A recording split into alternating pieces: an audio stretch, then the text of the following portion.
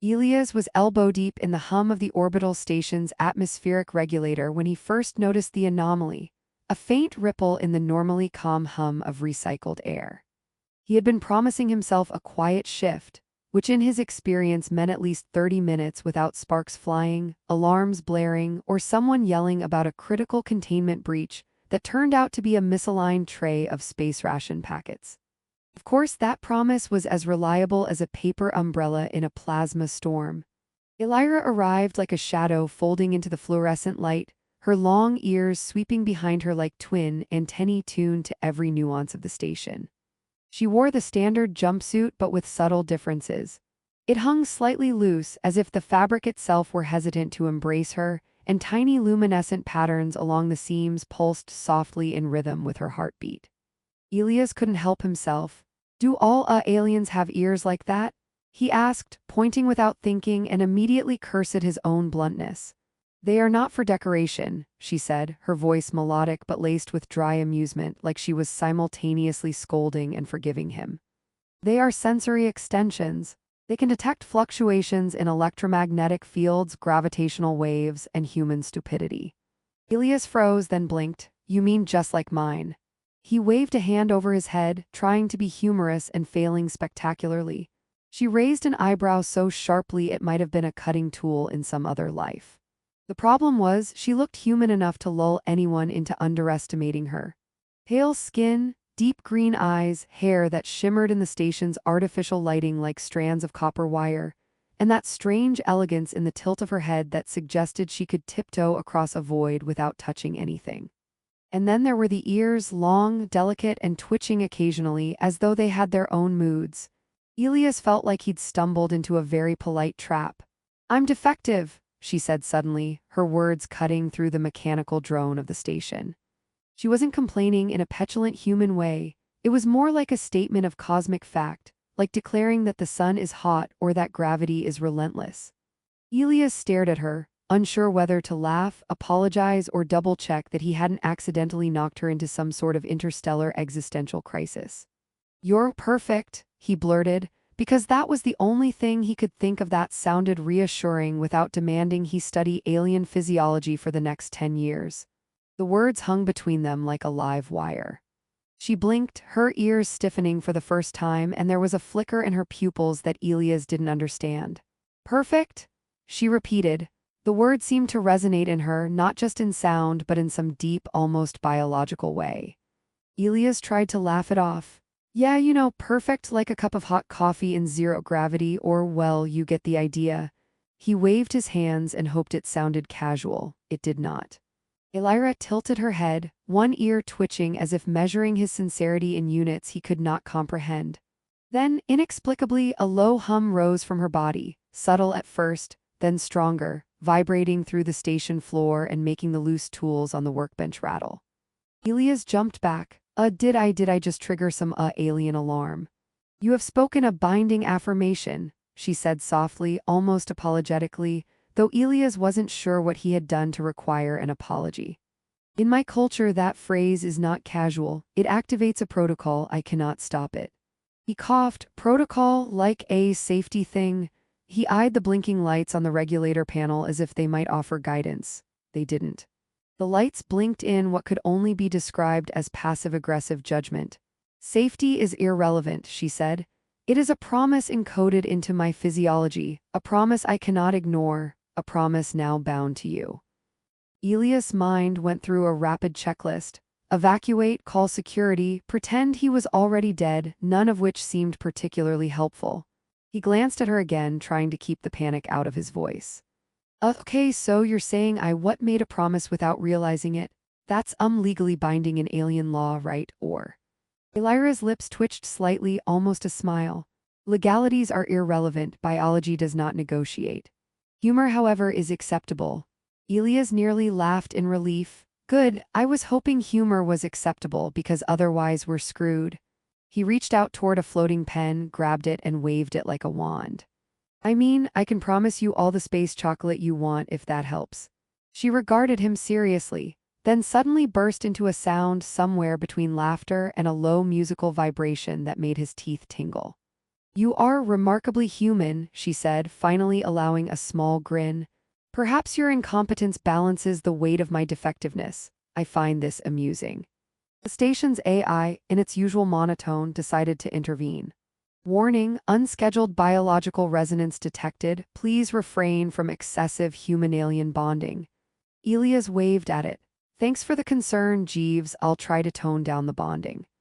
For the next several hours, Elias attempted to fix the regulator while simultaneously avoiding triggering further physiological protocols in Elira. He spilled nutrient gel once, mistook a glowing antenna node for a snack, and somehow ended up with one of her ears tickling the back of his neck when he bent down to tighten a valve. Elira, for her part, alternated between amusement and silent critique, making mental notes on how human anatomy was apparently incapable of subtlety. At one point, a stray maintenance drone drifted by, its little metal arms waving like it was cheerleading. Elias muttered, "Great, now we've got a robot witnessing everything." Elira leaned toward him, ears twitching conspiratorially. "It is less of a witness and more of an audience, and yes, it will gossip." By the end of the shift, the station was stable again, or as stable as anything orbiting a planet of glowing forests could be. And Elias found himself sitting on the floor, exhausted, while Elira hovered nearby, her ear tips pulsing softly like distant stars. He realized that the accidental promise he had made would not stay accidental for long, that her definition of perfect carried consequences he could barely imagine, and yet he couldn't bring himself to regret it. "So," he said, trying to sound casual, do you usually bind unsuspecting humans to your protocols on a first meeting?" Elira's expression was unreadable, except for the faintest curve at the corner of her mouth. "Only the ones who are interesting," she said, "and remarkably clumsy." Elias groaned, collapsing further into the floor with a laugh that echoed through the station. Somewhere deep in the air filtration system, he swore he heard a faint, musical chime, possibly Elira's amusement, possibly the station itself sighing in exasperation. Either way, he had a feeling he had just signed up for the most complicated friendship and the most chaotic adventure of his life. And he had no idea what perfect really meant. Elias woke to the faint vibration of the station's gravity modulation, humming in a rhythm that made his stomach feel like it was performing somersaults in zero gravity. He blinked against the artificial dawn and immediately remembered Elira's soft warning from the previous day. "You cannot ignore the consequences of your words." He rolled onto his back, staring at the ceiling panels, and muttered, "Why do I feel like my words are radioactive now?" He found Elira already waiting in the maintenance corridor, her long ears draped over her shoulders like silk banners, glowing faintly with energy that seemed to pulse in time with her breathing. The station's sensors registered her presence as a minor field fluctuation, which was technically alarming, but the AI had apparently given up trying to correct it. Elias tried a casual tone, "Morning." Or whatever counts as morning in a floating metal tube above a glowing forest. "You slept well," she said, her voice carrying that peculiar cadence humans tried and failed to imitate in lullabies. "Your slumber stabilized minor gravitational distortions around your quarters. You are helpful when unconscious." Elias squinted. "Helpful? That's a first. Usually I just trip over wires or spill coolant." He got to his feet, wobbling slightly in low gravity, and tried not to bump into the floating tool cart that had become his personal nemesis. Elira followed silently, her ears twitching as if scanning for any sudden mistakes. He noticed something immediately. The panels along the corridor flickered in soft pulses whenever she passed. Is it normal for lights to, react to your presence?" he asked. "They are attuned to my bioelectric signals," she replied. "They respond to energy fluctuations. In your case, they appear to be alarmed." Elias laughed nervously. "Great, so we've got sentient lighting judging me now, perfect." They arrived at the station's main control hub, and as Elias reached for the console, he felt a subtle vibration ripple through the deck plates. "Okay, that's new," he muttered. The AI's voice interrupted, entirely unhelpful. "Warning, unscheduled bioresonance detected. Please do not allow alien-human interaction to exceed safe levels." Elias rubbed his forehead. "Safe levels? Safe for who, you or me?" Elira's ears quivered as she leaned closer. "You have no idea, these levels, they are already beyond what is considered safe." She paused, You are quite entertaining in your ignorance. Thanks, I think, Elias said, trying to grin. I specialize in accidental chaos. For the next several hours, they attempted to diagnose the fluctuations that had emerged from the offhand declaration of perfection. Every time Elias thought he understood a control panel or a diagnostic readout, Elira's body would emit soft pulses of light, and the station's systems would respond unpredictably. Doors would slide open at random, maintenance bots would begin choreographed dances in the corridors, and once a small holographic projection of the planet's surface was rearranged into an elaborate geometric pattern resembling Elira's homeworld. Elias muttered, I swear I didn't program that. If this is your idea of a morning stretch, it's aggressive. Elira's laugh was soft, almost musical, and the sound made the lights shimmer like liquid silver. I assure you this is not intentional. He glanced at her, noticing how the tips of her ears glowed when she chuckled. You know, he said, I've fixed regulators, rerouted power lines, and rescued drones from their own circuits, but I think this might be my first day accidentally aligning a planetary defense system. You underestimate the power of verbal affirmation, she said, with mock solemnity. In my species, words can alter physiology, synchronize energy matrices, and occasionally cause mild chaos in nearby humans. Occasionally, Elias raised an eyebrow. I think you meant permanently. Elira's eyes twinkled with amusement. Perhaps, but your species seems remarkably adaptable and entertainingly stubborn. As the day stretched on, Elias realized that his previous attempts to remain useful had only amplified the anomalies. Every time he tried to offer a helpful suggestion, a subtle chain reaction would ripple through the station. Floating panels would rotate, AI alerts would beep in rhythmic patterns, and occasionally a maintenance drone would drift by, apparently applauding their efforts. At one point, he accidentally flicked a lever that sent a batch of nutrient gel capsules spinning in a perfect orbit around Elira, who caught each one with a grace that made him look like a bumbling toddler. Precision, she said, tilting her head and twirling one capsule in her fingers. Humans are fascinating in their attempts to be precise. Yeah, well, I've never had to juggle alien nutrition before, he said, catching a drifting screwdriver mid-spin. And I'm really not sure I signed up for this. Her laugh returned, lighter this time. You signed up the moment you said I was perfect. He groaned dramatically, collapsing into a floating chair. Perfect, right? My life just became a cosmic sitcom. They paused in the hub as a larger problem emerged. One of the station's environmental stabilizers began to resonate with Elira's energy pulses, creating miniature gravity waves that made the floor feel like a trampoline. Elias leaped to stabilize the console, flailing in zero-G, while Elira extended her hands, generating a subtle field around him that slowed his descent without him understanding exactly how. He landed on his feet with a soft grunt. See, she said, a smirk forming.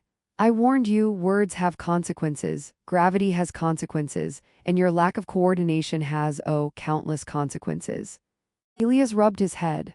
I think we're past consequences. I'm officially in the middle of an interstellar punchline. By evening, the station's systems had partially adapted to Elira's presence, but minor anomalies persisted.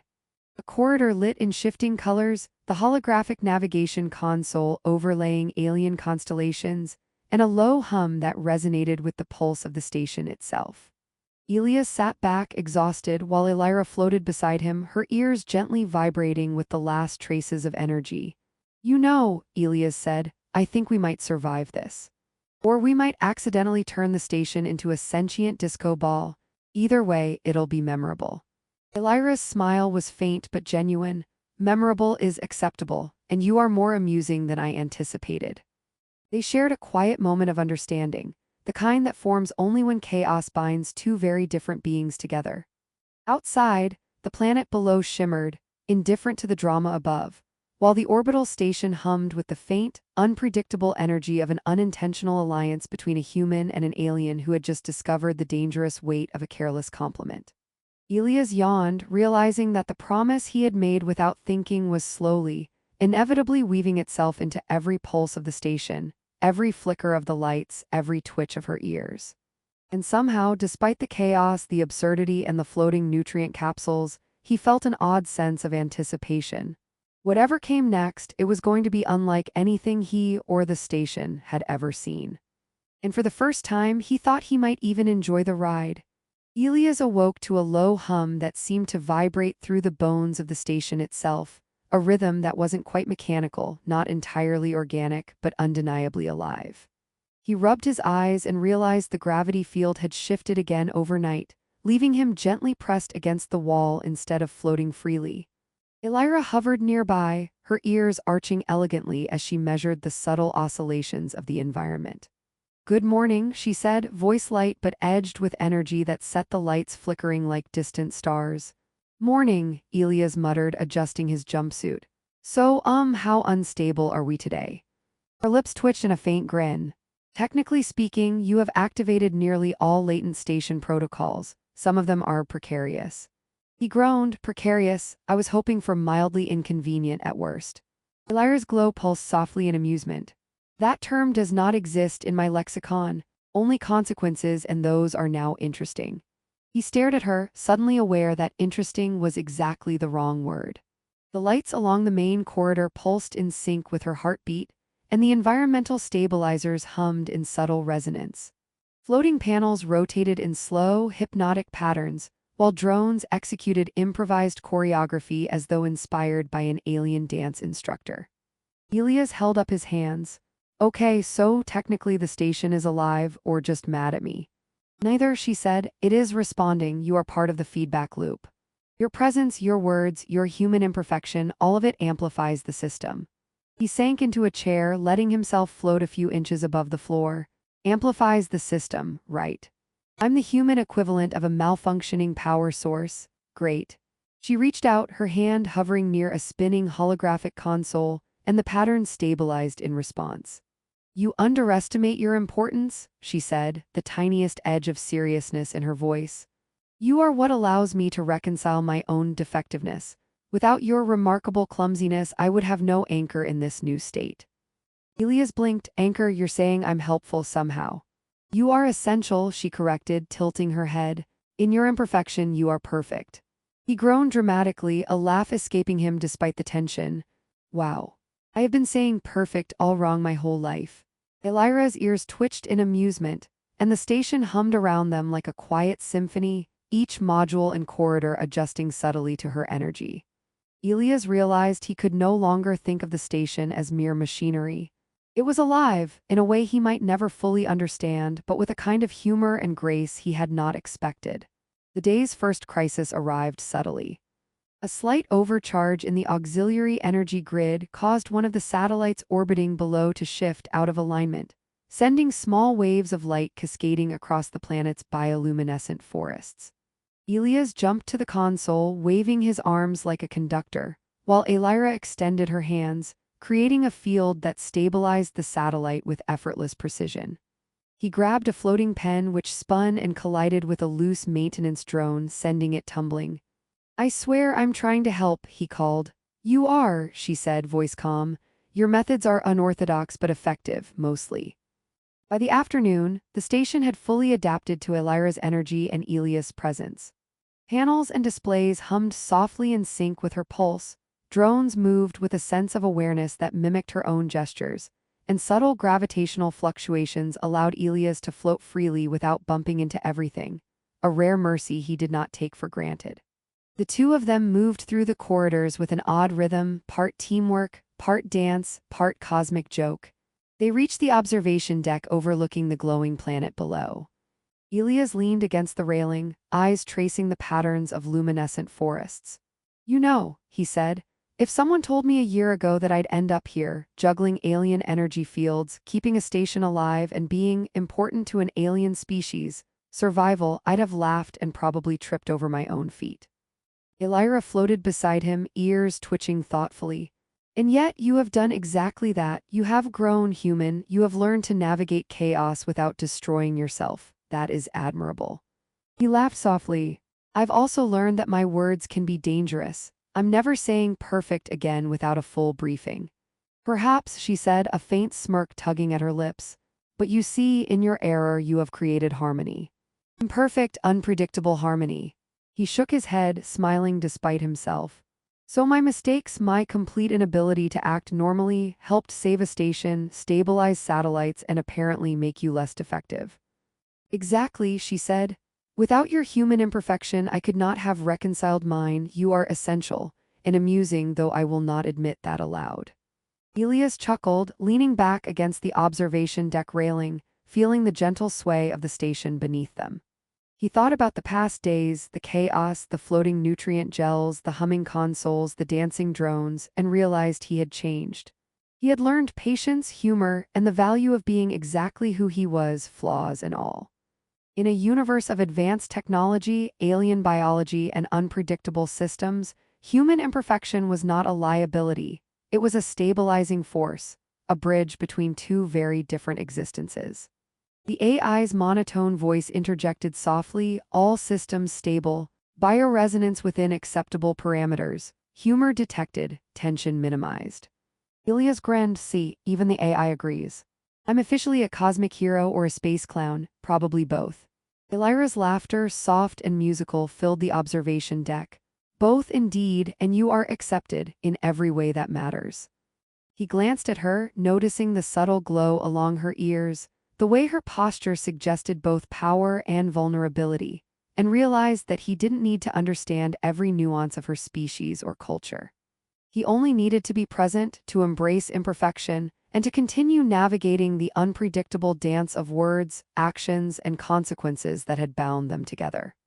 As night, or the station's version of night, fell over the bioluminescent planet, the two of them floated in companionable silence, the hum of the station around them soft and steady. Elias knew that the adventure was not over. The universe would continue to test, surprise, and amuse them in equal measure. But he also knew that he had grown stronger, more adaptable, and perhaps even wiser. Imperfect as he was, he had discovered a kind of perfection that mattered more than he had ever imagined. And for the first time since the fateful words, "You're perfect," he didn't fear what would come next. He smiled, floating lightly beside Elira, ready to face whatever improbable, chaotic, and absurd cosmic consequences awaited, confident in their shared resilience, humor, and unexpected harmony. The station pulsed around them, alive but calm, the planet below shimmering in quiet acknowledgement of the strange